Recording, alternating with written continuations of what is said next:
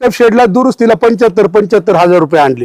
त्याच्यात यांना पैसे काढले व 5-7 पत्रे टाकले .30 गेजचे आणि कलर मारला आणि झालं. बरं तू पैसे का खायदा, पण तू खा आणि नीट राहा. बरं तू पैसे खातो लोकांचे, पैसे जनतेचे खातो आणि जनतेतून एखादा बोलायला गेला का म्हणतो याची अवकात काय. मग तू काय अवकात होती बाबा, तू तडीपार गुंड होता.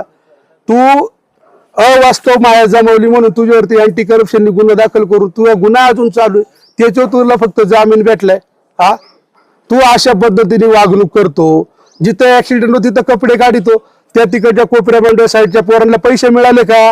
गोदरेचा जे ऍक्सिडेंट झाला, गोदरेकर सांगतात की आमच्या काय ते 2-4 जण येऊन सांगतात का, धावून येतो. ती गोदरेची मुलगी आजही घरात पडू नये. तिच्या ऑपरेशन साठी पैसे मिळालेत का. पत्रकार बांधव जा आणि तिथं आपण घ्या बाईट त्या बारीक दिदीची. म्हणजे अशा पद्धतीने हा खरं तर माणूस हे करतोय.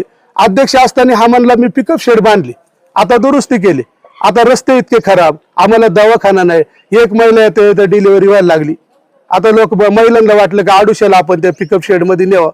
त्या पिकअप शेड मध्ये डिलिव्हरी झाली, हा विंडो कुठला आणि त्या बाईला साडी चोळी घेऊन गेला. काय म्हणला, मी बांधलेल्या पिकअप शेड मध्ये बाळाला जन्म दिला. अरे मूर्ख माणसा, तू तिथं अँब्युलन्स आणायला पाहिजे, दवाखाने आणायला पाहिजेत, तिथं लोकांची सोय करायला पाहिजे. तू काय केलं, जेल जीवन.